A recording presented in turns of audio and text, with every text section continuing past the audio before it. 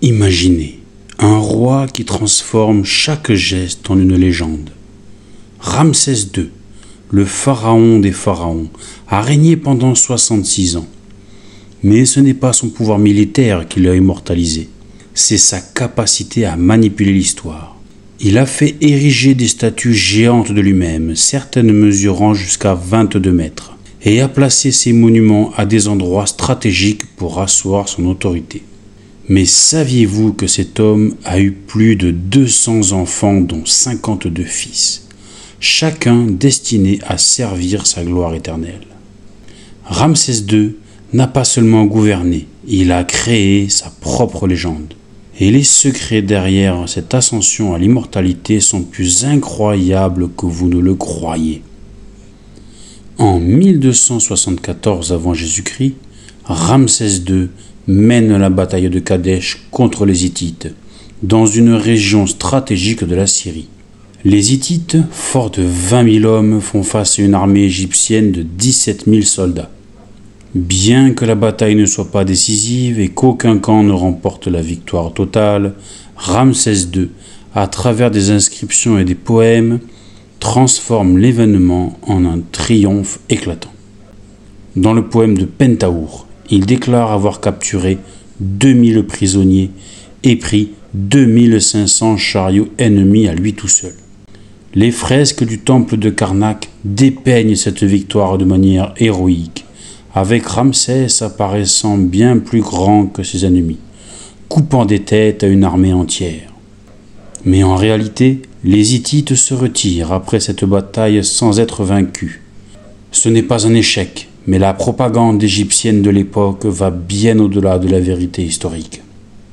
Pour asseoir son pouvoir et son image, Ramsès II n'a pas seulement gagné des batailles, il a érigé des monuments colossaux à travers l'Égypte. Le plus célèbre d'entre eux est le temple d'Abou Simbel, terminé en 1264 avant Jésus-Christ.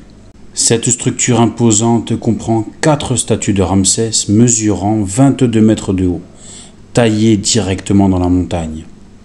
L'édifice, qui a nécessité plus de 1200 ouvriers et 5 années de travaux, n'était pas seulement un exploit technique, mais un message de pouvoir destiné à impressionner ses ennemis, en particulier les Nubiens. Et il fait également ériger un obélisque de 29 mètres à Karnak, un des plus grands de l'époque. Pesant 320 tonnes, il a été transporté depuis la carrière d'Azaoun à plus de 200 km, un défi logistique monumental pour l'époque. Ce n'est qu'un des 13 obélisques qu'il fait ériger dans le pays, chacun servant de symbole à sa gloire éternelle. L'un d'eux est sur la place de la Concorde à Paris. Il laisse derrière lui plus de 50 temples construits ou restaurés au cours de son règne, un exploit qui en fait un des pharaons les plus prolifiques en matière d'architecture. Ramsès II ne se contente pas de diriger avec puissance, il se place aussi comme un dieu vivant. Dans son ascension au trône, il se proclame fils d'Amon, une divinité majeure de l'Égypte, et il le répète dans ses inscriptions. À Karnak, au Ramesséum ou à Luxor, les statues et fresques montrent Ramsès recevant des bénédictions des dieux, parfois même en train de nourrir des divinités. Un acte symbolique qui montre son rôle de médiateur entre les hommes et les dieux. Au temple de Luxor, il est représenté en train de recevoir la bénédiction d'Amon, mais aussi d'autres divinités comme Ra et Ptah, ce qui renforce son image de souverain universel. Ramsès II a aussi mis en place la fête de Hebsed, une cérémonie symbolisant sa force et sa légitimité. Cette fête devient un outil essentiel de la propagande royale. À chaque renouvellement, le pharaon prouvait qu'il était toujours capable de mener le pays vers la prospérité, qu'il était aussi fort qu'au début de son règne.